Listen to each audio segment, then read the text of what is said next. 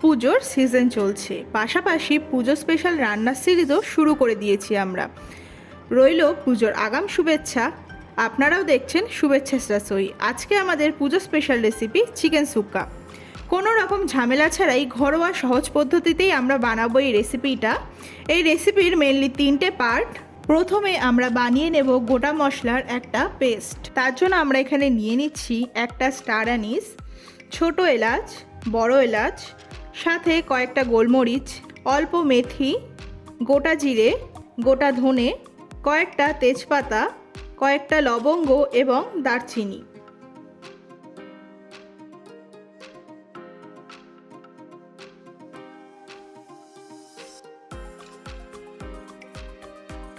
এবারে আমরা 100 গ্রাম মতো ফ্রেশ নারকেল কোড়া নেব। কড়াইতে হালকা করে ভেজে নেব সামান্য বাদামি রং ধরা অবধি।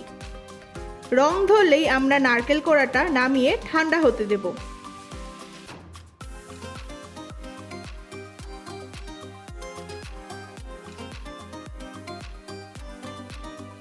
এবারে সমস্ত গোটা মশলা লবণ দিয়ে ভেজে নেব। লবণ দিয়ে ভাজলে মশলার স্বাদটা আরও বেড়ে যায়। এবারে এই মশলাগুলোকেও আমরা নারকেলের সাথে ঠান্ডা হতে দেব। এবারে প্যানে তেল দিয়ে তাতে দিয়ে দিচ্ছি আমরা একটু মোটা করে কেটে নেওয়া পেঁয়াজ। পেঁয়াজটা কিন্তু আমরা বেশি ভাজবো না, তাতে কিন্তু রান্নার রঙটা নষ্ট হয়ে যাবে। পেঁয়াজ ভাজতে ভাজতে যখনই জল ছাড়তে শুরু করবে আমরা তখনই পেঁয়াজটা নামিয়ে নেব।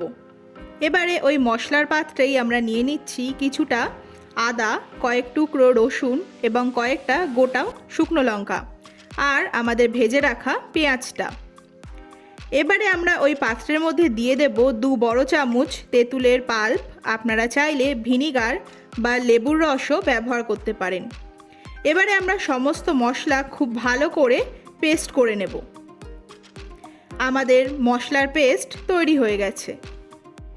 এবারে আমরা আসি সেকেন্ড পার্টে। আমরা এখানে নিয়েছি 700 গ্রাম মতো চিকেন এবং সেই মতনই সমস্ত উপকরণ নিয়েছি।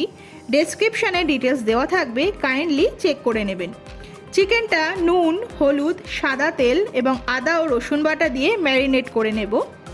অন্যদিকে কড়াইতে তেল দিয়ে তাতে আমরা দিয়ে দেব ওই একই গরম মশলা ফোড়ন। ফোড়ন থেকে ভালো গন্ধ ছাড়তে শুরু করলে আমরা তাতে দিয়ে দেব ম্যারিনেট করা চিকেনটা। চিকেনটা আমরা হলুদের কাঁচা গন্ধ চলে যাওয়া অবধি ভেজে নেব। এর মধ্যে আমরা দিয়ে দিচ্ছি একটা চেরা কাঁচা লঙ্কা এবং অল্প কিছু পেঁয়াজ কুচি।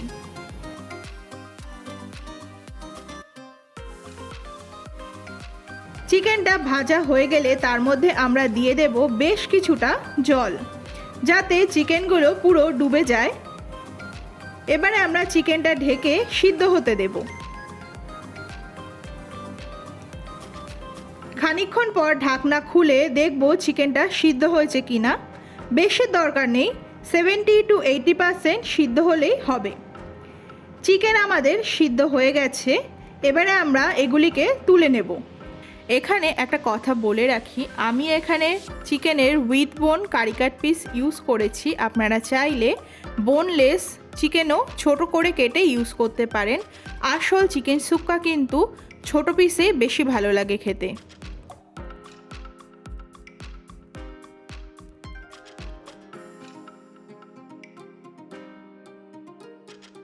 আর আমাদের যে চিকেন সিদ্ধ জলটা আছে তার মধ্যে আমি এখন দিয়ে দিচ্ছি 2 বড় চামচ আমাদের আগে থেকে তৈরি করে রাখা গোটা মশলার পেস্টটা আর সামান্য হলুদ গুঁড়ো। এবারে আমরা এই সমস্তটাকে খুব ভালো করে ফুটতে দেব। এইবারে আমরা আসি থার্ড পার্টে। প্যানে তেল গরম করে তাতে আমরা বেশ কিছু কারি পাতা এবং পেঁয়াজ কুচি ফোড়ন দেব। একটু ভেজে নিয়ে তাতে রং ধরার জন্য আমরা দিয়ে দেব কাশ্মীরি লাল লঙ্কার গুঁড়ো। সমস্ত কিছুকে একটু ভেজে তাতে আমরা দিয়ে দেব আমাদের তৈরি করে রাখা গোটা মশলার বাকি পেস্টটুকুনি।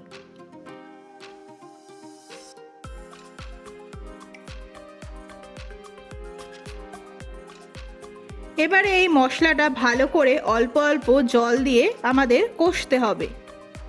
মশলাটা একদিকে কষতে থাকুক আমরা সেই সাথে আর একটা কাজ সেরে ফেলি। এই যে চিকেনের লেগ পিসগুলো আছে তার নিচের দিকের এই অংশটা আমরা কেটে বাদ দিয়ে দেব।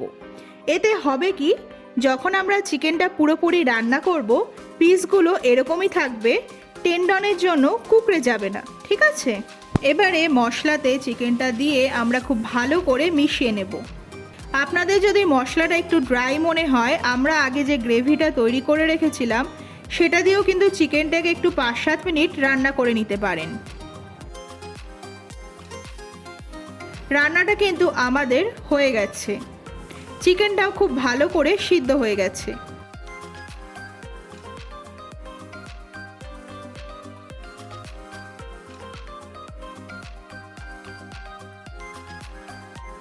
আর বাকি যে গ্রেভিটা আমরা তৈরি করে রেখেছিলাম সেটাকে এবার আমরা একটা পাত্রে খুব ভালো করে ছেঁকে নেব। তো বন্ধুরা, আমাদের চিকেন সুক্কা তৈরি হয়ে গেছে। আমাদের এই রেসিপিটি আপনাদের কেমন লাগলো অবশ্যই আমাদের জানাবেন, নিজেরাও ট্রাই করবেন। দেখা হচ্ছে পরের ভিডিওতে নতুন কোনো রেসিপি নিয়ে। ভিডিওটি দেখার জন্য অসংখ্য ধন্যবাদ।